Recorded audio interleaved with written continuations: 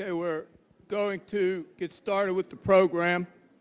My name is Tom Duplinsky. If you do not know me, I'm the high school guidance counselor. And of course, some of you may not because you may be students that are here from the middle school, since this program does apply to next year's 7th and 8th through 12th graders if interested. I want to make some introductions. Back there is Mr. Cade, the high school principal.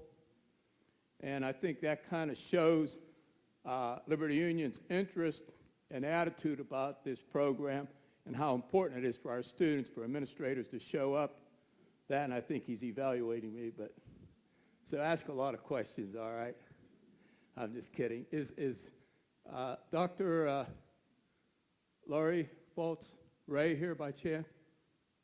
Okay, I was going to introduce her also from the district office. She said she might make it. Trying to make this as quick as possible. And this is one of those kind of programs I'll be driving home and I'll think, oh man, I should have said this, I should have told them that. This is a very ongoing kind of program. If you do not know what it stands for, College Credit Plus is an opportunity for a student to receive high school credit towards their high school diploma, but at the same time, through a particular college that they're participating with, receive college credit. And the state of Ohio says, which I'll go through in detail, a student can receive 30 college credits a year up to 120 credit hours, which equals out to being a full-time college graduate. I have not seen that happen yet, but I've seen many of our students receive many credits. I want to ask these couple questions first. By show of hands, if you would, how many of you as students or parents of current students are already in CCP? Okay, good. And of course, they're welcome to be here for a variety of reasons to make sure there's no changes for them, but also they may want to add a different college to their selection, as one of them already told me they wanted to add a second college to attend. How many know in general what the CCP is, by show of hands? Good, okay. How many as parents of students or students not in CCP, if you're here, are you giving this strong consideration for next school year? Okay. And then how many of you, which I think is always great, students of or parents of younger students, they may come to this meeting, but they may not be considering CCP for a year or two, but they want to get the basic information now, which I think is great. So are there any students or parents who are thinking CCP maybe 2 or 3 years from now? Well, I think it's great you're here. So far, things haven't drastically changed, so it's kind of good for you to get the basic information. I gave you a packet, or you picked a packet up at the back table. I'm going to try my best to go right down those items. I'll try not to be long, even though I just said earlier there's so much involved here. If you have a question, do not hesitate to ask it, all right? And if I don't know the specifics, that is at least something I know I have to look into. Starting with the very first thing on the agenda, acceptance. A student applies, which I'll go through the application process. They are accepted or not accepted based on the college. Mr. Cade, as the principal, doesn't have any decision on that. Myself, as the guidance counselor, does not have any decision on that. It's a college decision. All right, I want to emphasize that because I will emphasize many times throughout this presentation that, for example, the few students sitting over here that are already in the program, they are both high school and college students right now, and I want to emphasize that. Each college has their own admissions procedure. Each college has their own application. So you have to go by that particular college. For example, we could have 3 students, which we do, CCP through Columbus State Community College, CCP through Zane State College, CCP through OUL.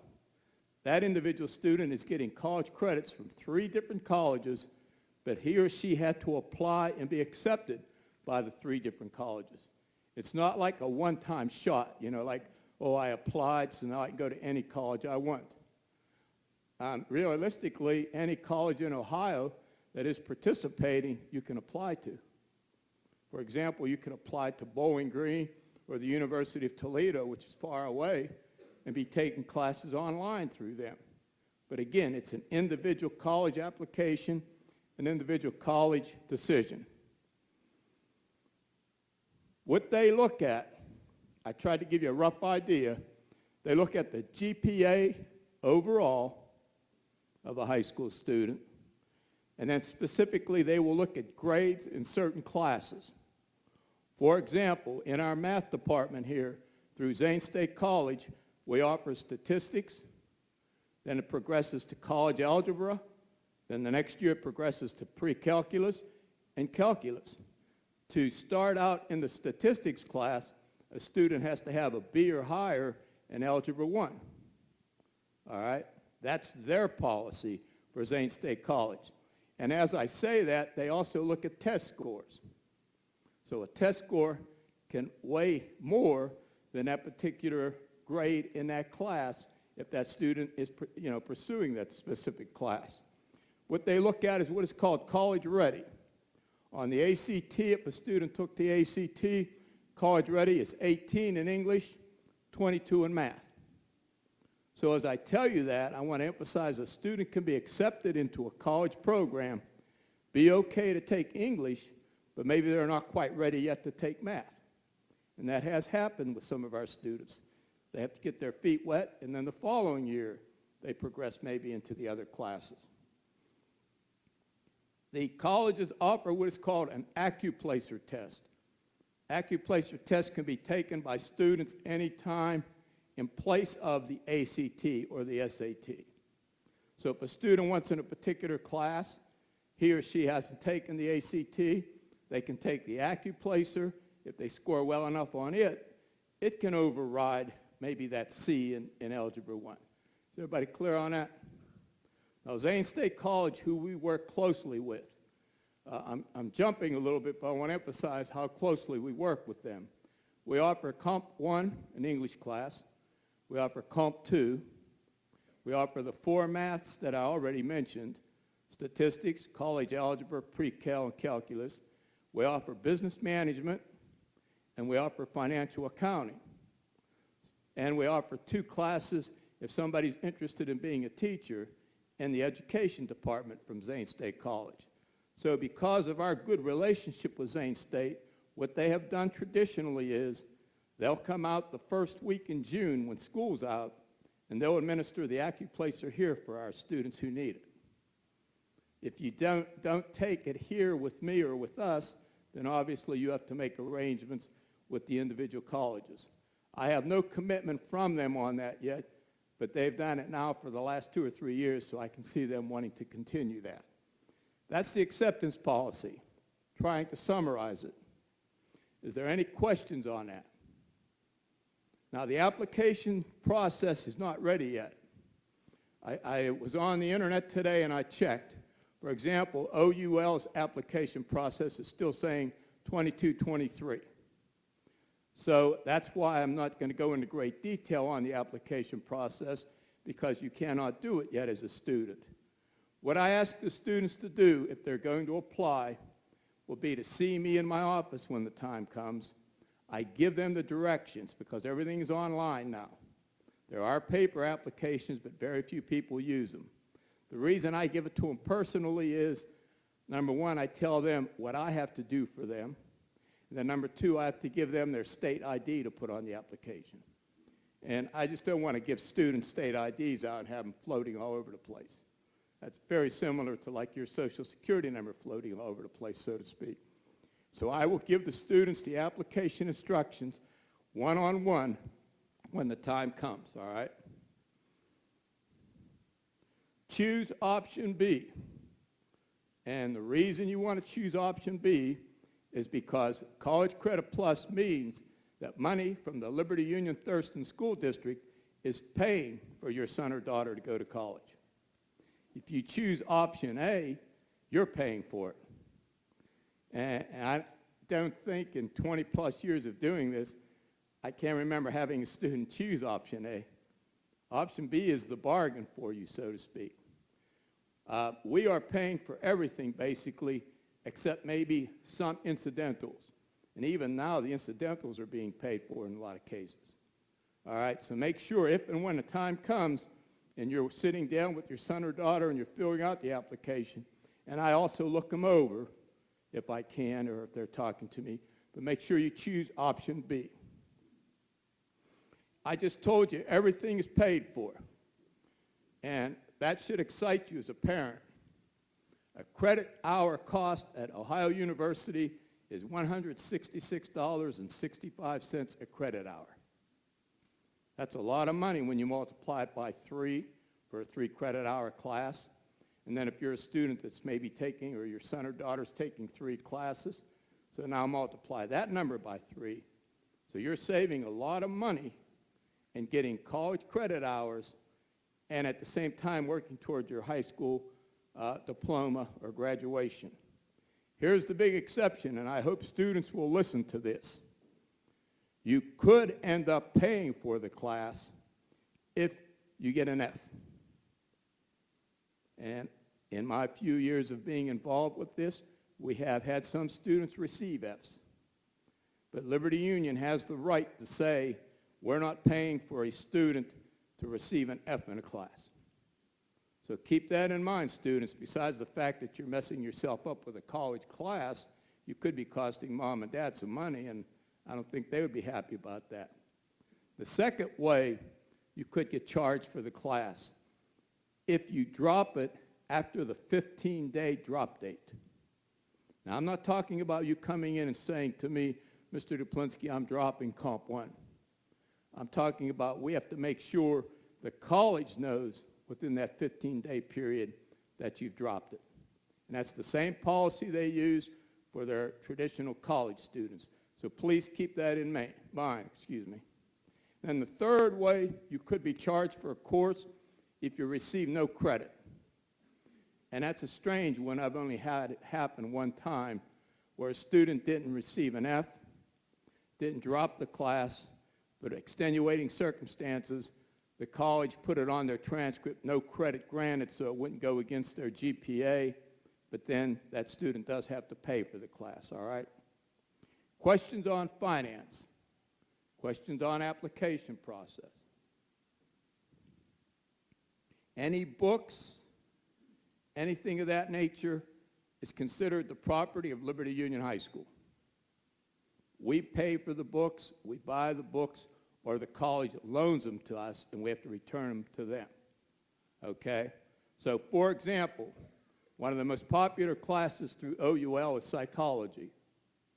We have a lot of psychology books in our library from OUL's course description, from previous students. So we always tell the students, check with Ms. Harrison first in the library, see if we have that book. If we don't have that book because everybody else has taken it, or you know how college professors could be, every 3 years they change their book, then of course we purchase it. But again, I have to repeat, it belongs to us, or if it's a borrowed book, we have to return it to the college, all right? Now, if it's one of those workbook type things that you write in and all that, no, we're not going to take that back. Yes?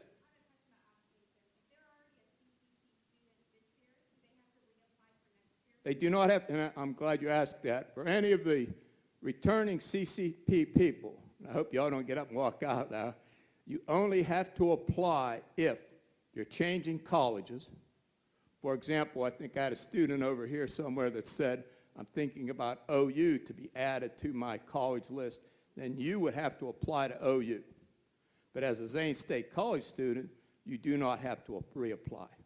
Now, if you went the first semester CCP student and you took the second semester off, some colleges say you have to reapply. Some colleges say they can activate you again. And that's something on an individual basis we'd have to check out.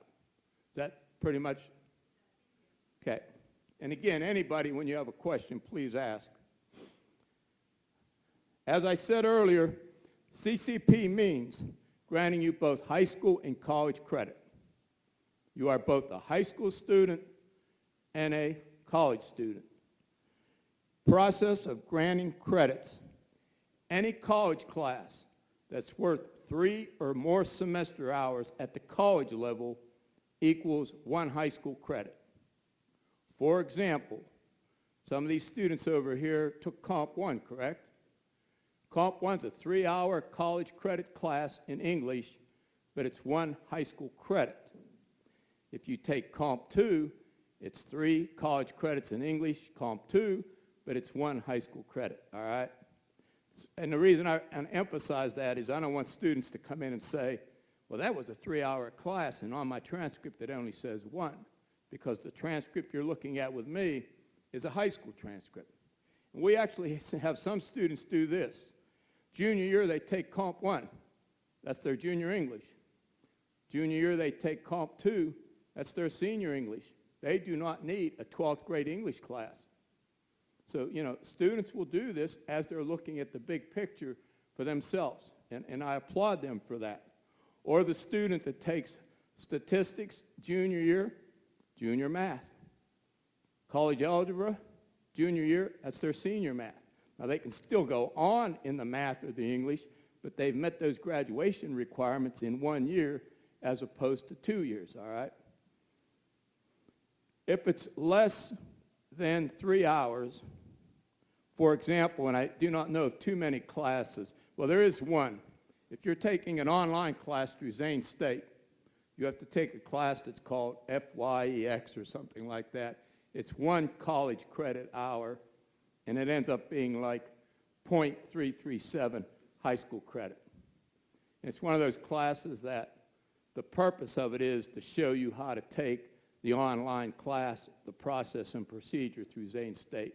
But just about every class I'm looking at now as the transcripts come into me with the college completion are 3 or more hours. We good on that with the credits?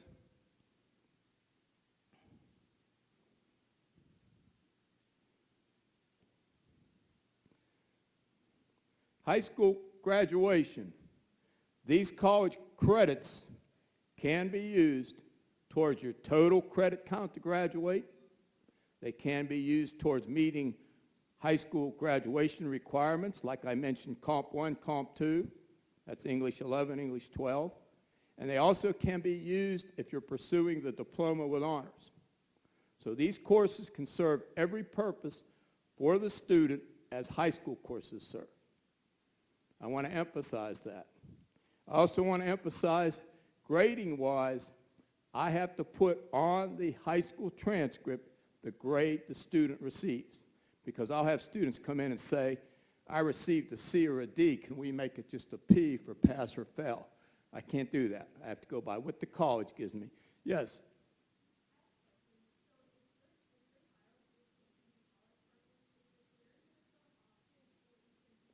You can do both, and there's a couple ways I'll address that question.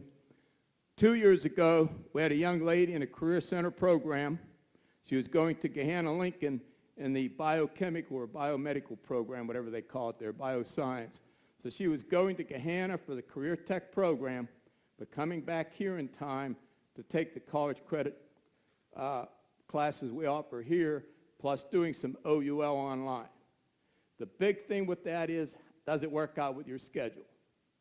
But that's also a big thing for everybody to a certain degree. Another thing that I can say in reference to Career Center students, the Career Center offers, like we offer through Zane State, they offer classes through Hawking College and Columbus State Community College. So there's also a way you could be a College Credit Plus student, but working it through the Career Center.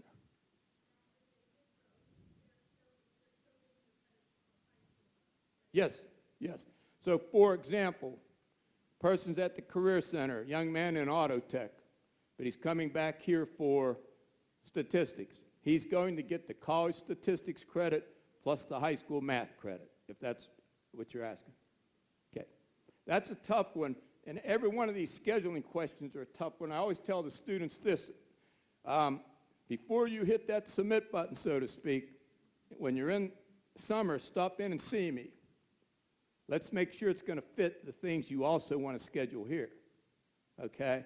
It's great to say, oh, I'm taking these classes, but if you're in band, you know, anybody that's in band as a student, you know band is always, or has been unless they change it, is ninth period, last period of the day. But what if for some reason, through negotiations with the middle school and things of that nature, Mr. Caden moves it to first period? I'm not saying that's going to happen, but that's one of those reasons why you would want to stop in and see me to make sure your schedule works out for what you also want to take here. The number one thing I don't want to see happen, and this is a personal thing, and maybe I'm really dating myself when I say this, I don't want young people missing out on being a high school student just for the sake of taking college classes. And I want them to take college classes, don't get me wrong on that, but I want them to volleyball if they want to, basketball, football, in the band, in chorus. Mrs. Fisher back there, I said chorus for you.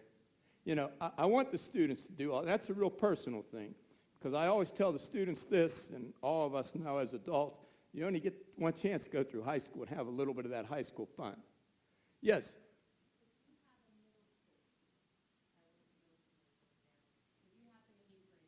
Okay.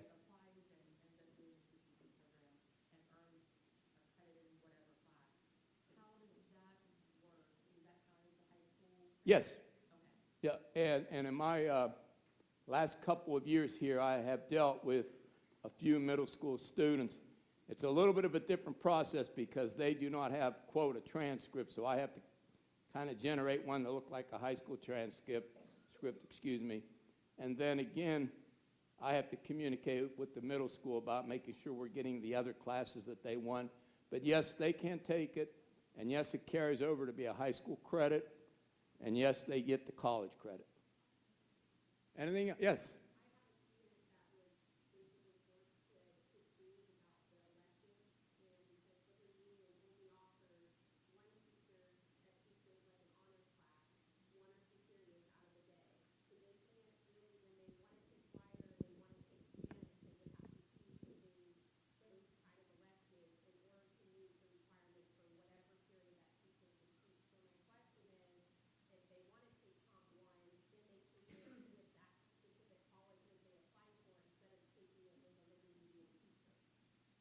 Okay, I'll answer it this way.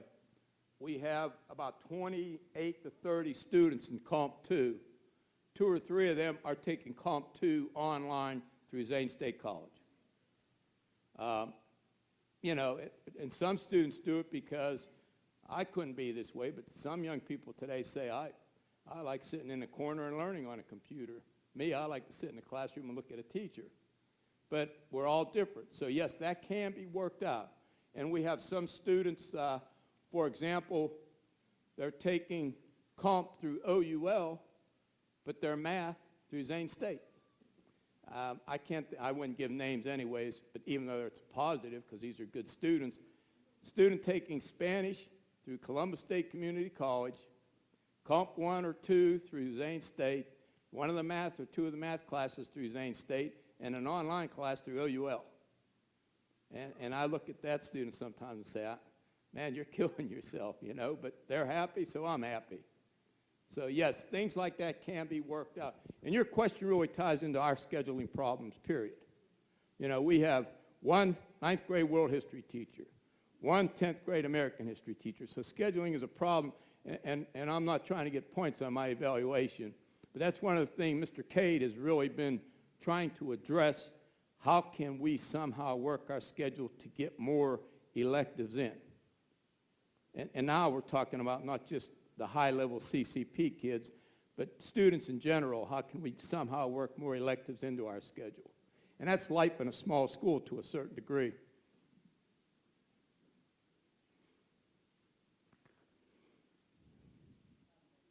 Yes?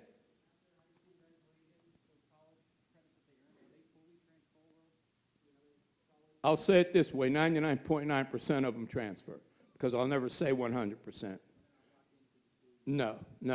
And here's the nice thing about the state of Ohio, and this happened, I don't know how many years ago now, but maybe some of the adults in here will remember, like I had my master's in counseling at Toledo. They were on quarters. Cincinnati was on semesters. Well, a few years ago, the state of Ohio said all the state colleges are on semesters. So if you take Comp 1, OUL, or Zane State, whatever it is, those are semester hours. And then if you go to Toledo, those are semester hours. So the transferability is good. It's even improved with the private colleges. There was a point a few years ago where a lot of the private colleges weren't necessarily taking credits, but I know we had a young lady graduated from here taking college classes, and she went to Capital University and she received her bachelor's degree in 3 years because of what she did here. I know out-of-state schools are taking them, especially the Kentucky schools. We've had a high, when I say a high number, it's like 4 or 5, but we're a small school. So we've had 4 or 5 students go to like Northern Kentucky or Eastern Kentucky, one of those schools, and they took the credits. There is a website, if you just Google transferability of credits, colleges in Ohio, and the website will come up. I don't have it written down, but it might tell you like English 1500 at this college would go to be English whatever at this college, that type of thing, all right? And that's a good question because, yeah, if you're going to take college credits, you want them to mean more than just, wow, I got college credits. Anything else, question-wise? Yes?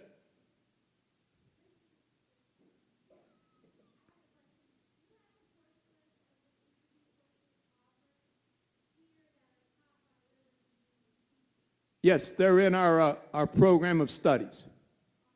Yes. Now, I don't know to this point yet if it's been updated for the 24-25 school year, but the classes that are offered 23-24 are the same ones. It would be under go high school, and then I believe it's click on important forms and something like that. Is that how it is, Mr. Cade? I can't remember. Or if you want to drop me an email or call if you can't find it, I'll give you the directions. A lot of times, you know how it is in technology, they move things on you. But yes, for example, in the mathematics department, those math courses will be listed. In the English department, Comp 1 and Comp 2 would be listed. And then, of course, I don't know if there's any anticipation of adding any new ones. At this point, I haven't been told. So if it is, they are not listed yet. Somebody else had a question. Yes?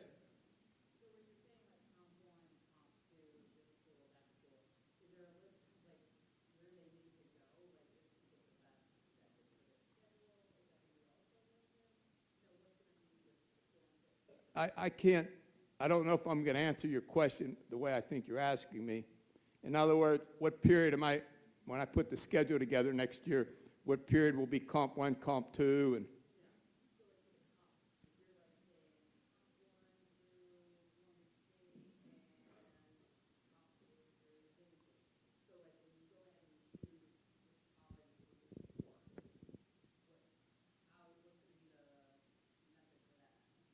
that would be, for example, if you're doing Comp 1 through Columbus State, since we do not offer that here, that would be an online class. And if you're doing it online through a particular college, that's an open arrangement. You know, we have what is called in our school day College Credit Plus study halls because we do not have traditional study halls. And you could walk into our building and see 6, 7, 8 kids in the cafeteria, and they're on the computer because they could be taking, if I'm answering your question, a class from a college that isn't offered in our building, so they're taking it online. And when you take a class online, the way I understand it from the students is twofold. It might be 100% online, then you're free to create your own schedule, or you might have a designated time period in the week where you do have to talk with a professor. But that's an individual basis. Is that kind of? Well, let me tell you, as I started my presentation earlier, it's confusing to a certain degree. And if you think you're confused, you ought to see me sometimes. I close my door and ask myself, why am I doing this? I used to be a teacher, and the bell rang, and I went to my next class, you know. And it can be confusing, but it works out. And sometimes a student has to make this decision. And I've seen this happen, and maybe any of the ones that are in the program already. Well, I wanted to take Intro to Psychology, but it just won't work out in my schedule. but I can take intro to sociology, and I'll take intro to psychology next semester. So, there's that flexibility, just like a college student. And I'm jumping ahead a little bit, but let me emphasize, you're facing me as far as your advisor or whatever you want to refer to me as in this program as the high school person, but each college will have a designated person you're working with, all right? And they many times will say, that's a good class for you, but before you say you're taking it, check with Mr. Duplinsky to make sure it's not interfering with anything. So that there's a good working relationship there. Because one of the things that colleges don't want to do is they don't want to lose kids. They are making they are receiving a payment for your son or daughter. It's just you're not making it, LU's making it. So they don't want to upset anybody. They don't want the Zane State student to say, I'm going 100% OUL next year or something like that. So they work with you. Plus, they're interested in kids. They want to see the students be successful. And selfishly, they want to hope that that student will say, I'm going to go there full time when I graduate. Anything else before I move on to the next thing? Yes?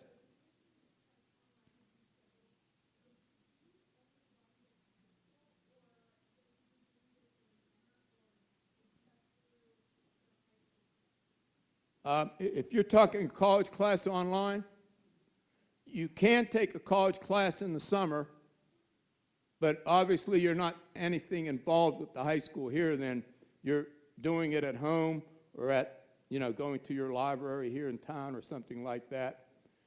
You can be on online classes during the school year, but that doesn't mean you're only working on it here in our building. A lot of these students that are taking online classes through the different colleges also work on them at home or on the weekend, that type of thing.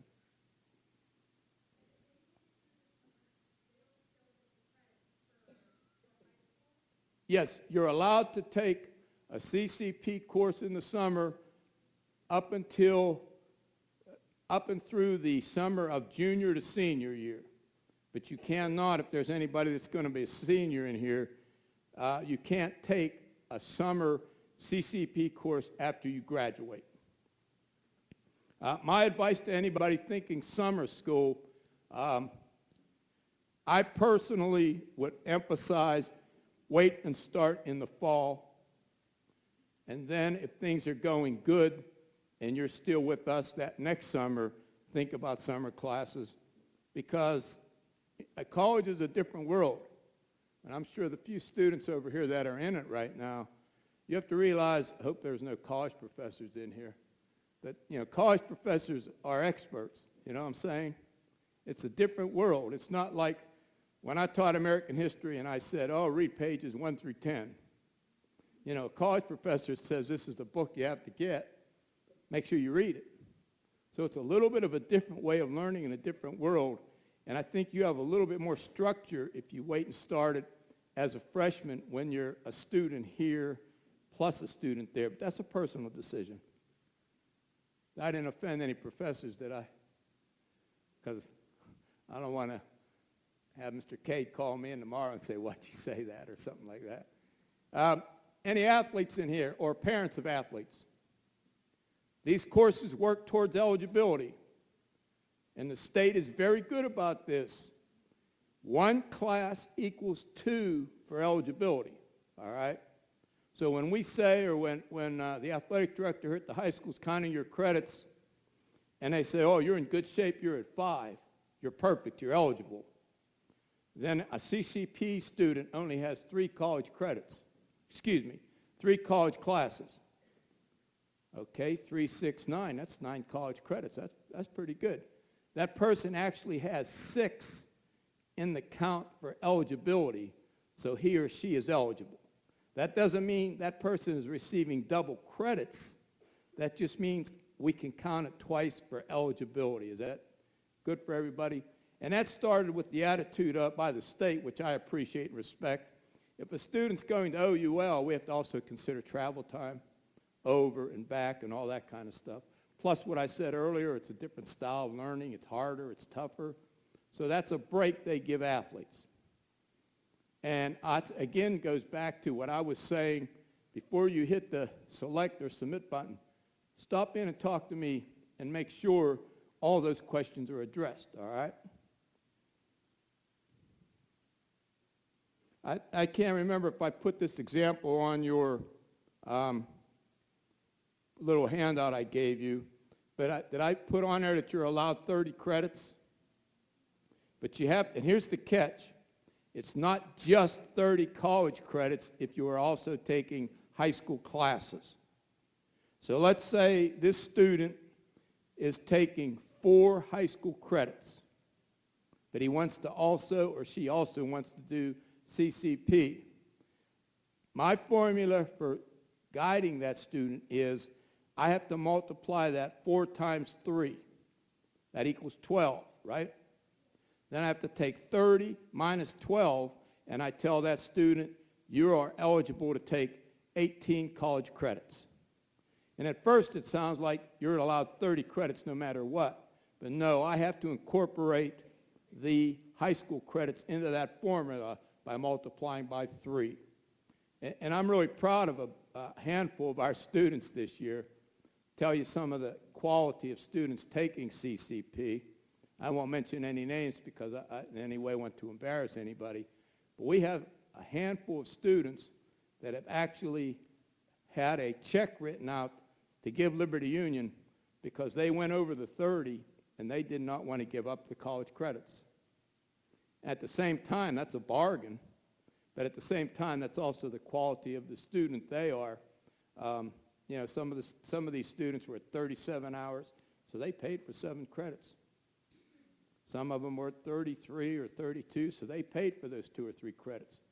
But you're allowed up to 30 per year, but remember, using times 3 the high school credits that you take.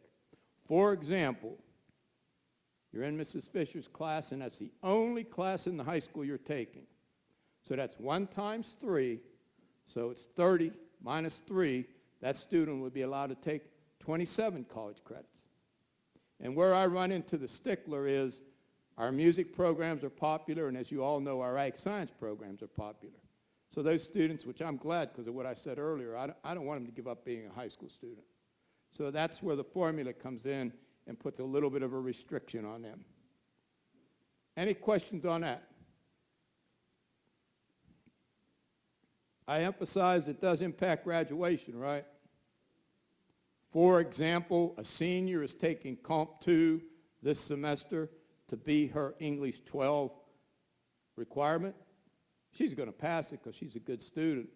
But if she would not pass it, that would cause her not to graduate. Just like a student in English 12, regular English 12, if he or she doesn't pass it, they will not graduate. These courses do impact graduation, especially when you get into required courses. We good on that? The only classes, to my knowledge, unless the state changes it, that you cannot take phys ed classes. The state says tax dollars are not going to pay for somebody. You know, some of the college phys ed classes, like a few years ago when they allowed it, had students taking archery, badminton, stuff like that. They will not pay for that. So you still have to meet your phys ed requirement through us. You can take fine arts. We've had students take many different music-type classes at OUL. You can take artistic classes like the paintings, drawings, things of that nature, but you cannot take phys ed.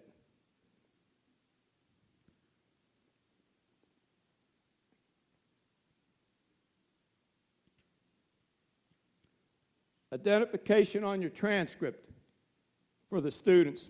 You'll have 2 transcripts. You'll have an LU transcript, which is your high school transcript. When I put it on the high school transcript, I'll use Comp 1 Zane State, for example. I would put ZSC Comp 1, Zane State College Comp 1. If they took psychology at OU, I'd put OUL Psychology, all right? That's how I put it on your high school transcript. Your college transcript is what the college puts together. And when this question comes up, I had a young lady that wanted to take, just for this semester, she wanted to take American Sign Language 2. She wanted to take it through Zane State. She took Sign Language 1 through OUL. She had to have her OUL grade sent to Zane State, not my high school transcript, even though it said OUL, American Sign Language 1A. They wanted to see it as a college course. And getting back to your question, when these students actually apply to colleges then, yeah, my transcript sent from the high school is for being accepted into college, but then the transcripts that these students have from the particular colleges, that's what you want sent to the college you're applying to get the transfer credits. So again, some of these students are going to have college transcripts coming, Zane State, OUL. We have a program now I didn't mention, but we have an IT program with the University of Cincinnati, Columbus State. So we've had students from time to time do Ohio State. So some of these students could have 3 and 4 college transcripts being sent to the college they applied to get the transferable credits. Let's see. This is new. This is for the guys, male students. I just found out about this year because Zane State College was audited by the state. And of course, the state called them to task on this. It should be on your information sheet I gave you. I hope it is. If the male student is 18 in the semester that he's starting classes, or he will be 18 before the semester is over, he has to register for selective service. And that's a state policy. That's not Liberty Union or Zane State or OU. That's a state law. But before you panic on that, you go to that website, you register, and you're in. And I don't know, y'all familiar with the FAFSA, the Federal Financial Aid Form? All male students have to do that to complete the FAFSA anyways, so you have it done. And what will happen is Zane State notified 3 or 4 of our male students after the fall semester and said if they do not register for the selective service, they will be charged for the course. Now, they're the only ones that have called me to task on this, but I have a feeling it's going to be everybody by next year, all right? Questions on that? And again, I'm not a military recruiter, so I'm not trying to get you into the draft or anything. That's part of the program. Possible schedule conflicts, and this ties into some of the questions that were asked up there. A student is not going to affect graduation by dropping a class here that he or she has to have if they can't get it at the college, all right? I always jokingly tell the students, I don't want you sitting with me at commencement. I'm not going to see a student overload on college classes and not graduate because they dropped something they should not have dropped, all right? That's a promise to students and also to parents. And that's my right as the high school counselor to say, you can't take that college class because it is interfering with this high school class that you have to have. And I would hope that the parents agree with me on that because you don't want them sitting with me either at commencement. Transportation, if you decide to do OUL, for example, transportation is not our responsibility, it's the student's responsibility.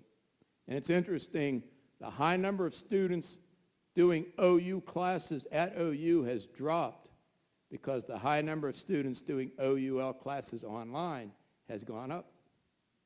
You know, that's the trend right now, and I think a lot of that had to do the online education with COVID and all that. My last thing I'll mention, and again, I'll open up to all kind of questions if you have them. This is a very mature decision to do, whether you're a 7th grader or a 12th grader. This is pretty mature because you are a college student or your son or daughter is a college student. You don't want a student to have their first grade on a college transcript be a D or F because maybe they just weren't ready yet. Sometimes it's better to say, oh, this program sounds good, but let's wait 1 more year. And then for the next student, it might be great to start right now. Just remember, responsibility. It's a very mature decision. It can't be, for example, I'm online. I can work at my own pace. I get up Monday. I'll do it on Tuesday. I get up I'll do it on Wednesday. You can't be that way with college classes because all of a sudden the semester is over. Parents, These classes are not on Progress Book. You cannot get on Progress Book and see how's my son or daughter doing in statistics, because Mrs. Whitaker will not have it on Progress Book. They are not permitted to put college classes out there like that. All right? I always say this, Mrs. Whitaker in math is a college professor when she's teaching those classes. Mr. Day is a college professor when he's teaching his business classes. And Mr. Day is a well-liked teacher within our high school, and the kids enjoy his general business classes, but it's a different ball game when it's the college business classes. Parents can't call Mrs. Whitaker and say, can you tell me how my son's doing? Because she will say, I cannot answer that. Now, if you want that to happen, and I have the forms, I think it's number 10 on your sheet, FERPA, F-E-R-P-A, that stands for the Family Educational Rights and Privacy Act. If a form is turned, I have the forms if somebody says, I want it. You complete it, you turn it in to me, I send it to the college, I send it to Mrs. Whitaker or Mr. Day, whoever it might be, and now they'll talk to you. But by law, they cannot talk to you because your son or daughter is a college student. That's how it is even if they were a regular freshman student at OU. Any questions on that? Do you want me to reread or mention again the classes taught here, or are we good on all that? Because I have that on the bottom of my checklist. We good on that? And going back to the question from back there, the college classes that we offer here, they are in our course of study. They'll either be in English or math or business for Zane State, or they'll be in IT or technology for Cincinnati, or there'll be foreign language for the 2 Spanish classes from Columbus State. Okay, any questions on that? Then at the bottom, I think that I put Ohio Means Jobs there for you. State says I have to make sure you see Ohio Means Jobs. It's a good website. Let's say your son or daughter or the students here is saying, I really think I want to be a lawyer. Well, the Ohio Means Jobs website, you can gather information about what courses you should want to try to take to be a lawyer, what colleges have law school, and that type of thing. Now, if you look at your packet, that top page is yours to keep. There should be 3 forms, 3 forms. Do you see the 3 forms that you have to fill out? Those forms need to be returned to me.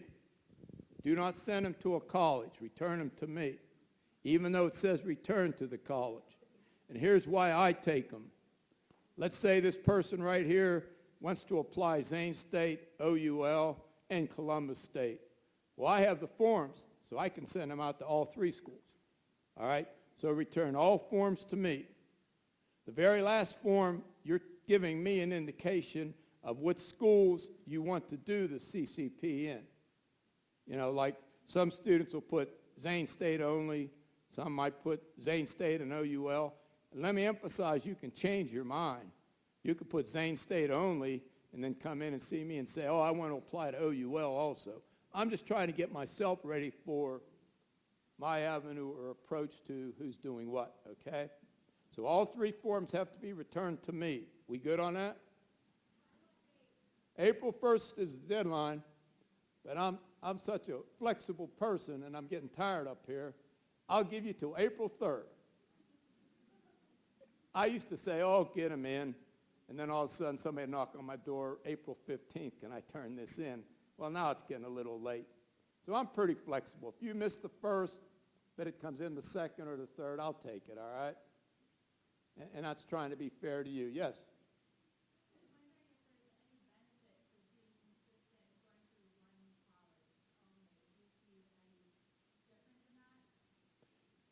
The consistency I see from what you're asking me is the students that want to stay home. Therefore, they concentrate on taking high school classes plus the Zane State College classes we offer here. The other consistency I see is totally opposite.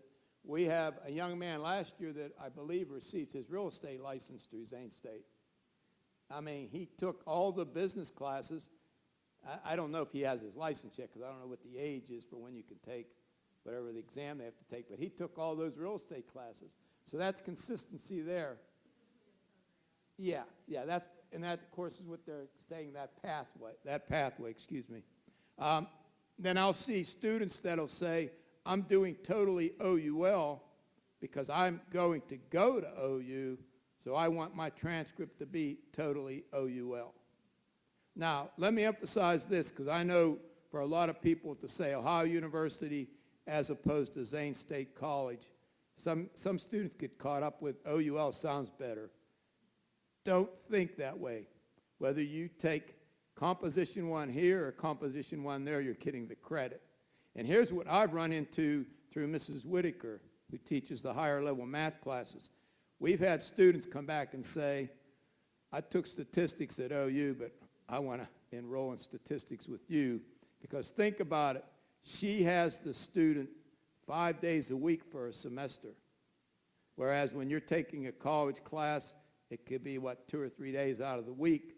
And plus, what I do in scheduling, we have what is called line period in the high school, for those of you that do not know it, excuse me. I try to line all of Mrs. Whitaker's CCP math students up with her line period.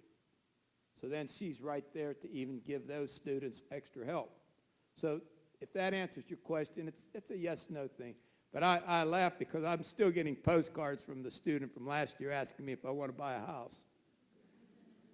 And I, again, don't like to mention names, but he was just one of those kids that I like coming to work, you know what I mean? He was just a pleasure. He'd walk in and, what are you looking for, you know? You want a big lot, small lot? But he did. I give him credit. And we have another young man this year that I think he'll be about 2 classes short, but he's doing the same thing through the business department. He's working towards real estate. And the young man from last year is now at Ohio State in business. I mean, he's no fool. He's going to get his bachelor's degree in business administration. He's already has his real estate behind him. He's a real go-getter, and I respect that out of him. Fine young man. Any other questions? Yes?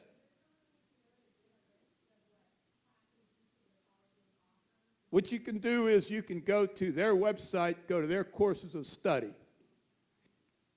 And to tie into your question, right now you're going to see 23-24. You know, they do not have the 24-25 course of studies out yet.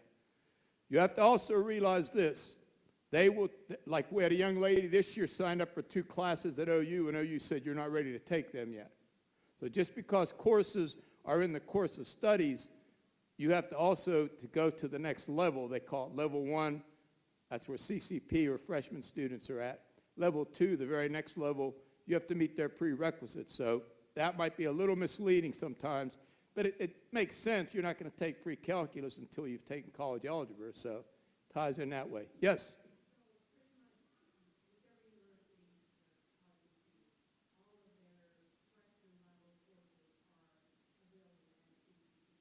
Mostly.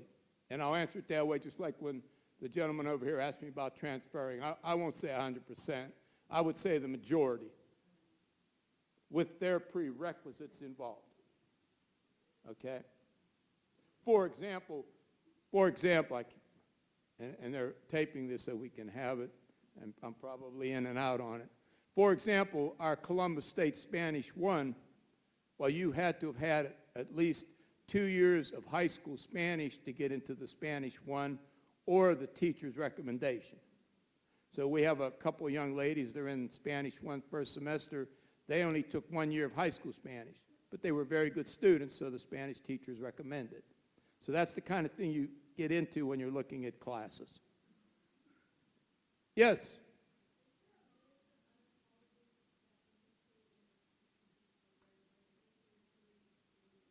It's pretty much that I can think of every state college in Ohio, and then if you're going to want to consider a private college, you would have to get on their website.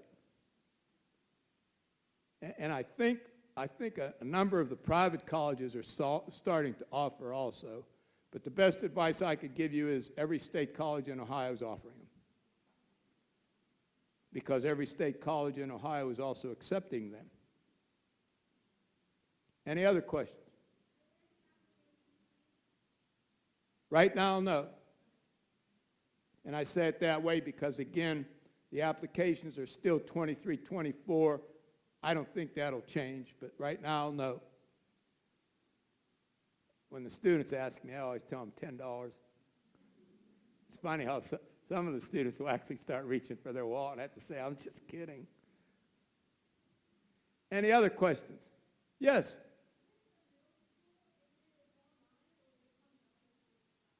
Could be either. And I answer it that way because the movement from the middle school to here would be something that would have to be looked at. And again, like I know right now, for this year, Comp 1, Comp 2 is 4th and 8th period. But based on numbers and all that, I don't know what period yet it will be next year. So it could be that it works out, or it could be that it doesn't work out, or it could be a combination of coming here for a class plus taking a class online. Anything else? I wanted to be pretty quick. That's not too bad. I will take the 3 forms starting Monday, all right? So your son or daughter can drop them off at my office, seeing me on Monday. The reason I say that is I will be out of the office tomorrow all day, and I do not want the forms to just be given to one of the secretaries, because you know how that can be then. I don't have the form. The student says, well, I gave it to Lynette. Lynette says, no, I didn't get the form. And then it's, where's the form? So I'm asking the students or the parents, if they're bringing it in, to make sure they give them to me. And then also I can look at what schools the student's looking at and tell them when I can have the application process. Yes?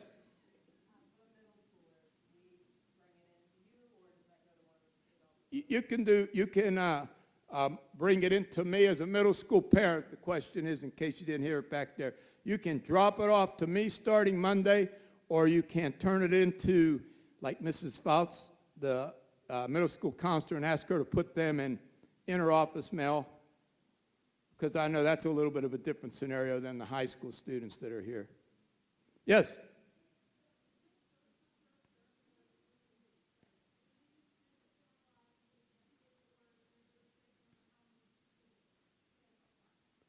As many students that can apply, and they will accept as many students that are acceptable.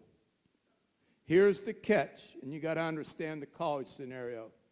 It's not too bad now with online classes, but let's say the students that want to go to OUL, and let's say I'll use Comp 2.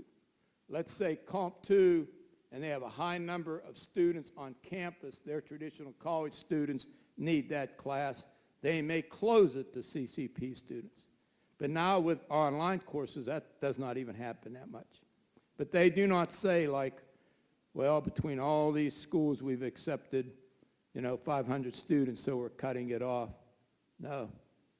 Keeping in mind, and it's college, but it's also income for them because they are receiving money for this. They're not going to turn students away. Any other questions?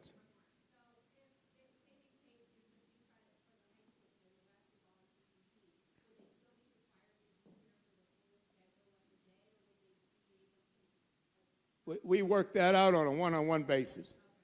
For example, we have some students that are here periods 1 through 9 because they have a class or 2 in the morning, so they use the CCP study hall to work on, online classes, that kind of thing. We have some students that are here in the morning, but they leave for OUL, but they come back for band. So that's a one-on-one thing.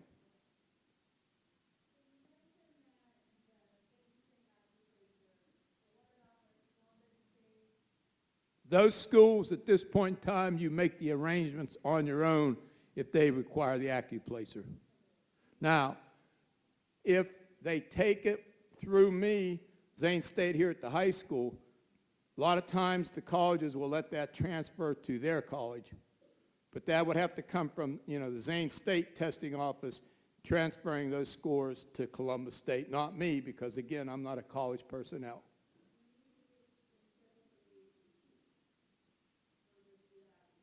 What year is the student going to be? Junior. He'll be taking the SAT here March 7th, I believe. So there's college readiness. I didn't read those scores out. I forgot.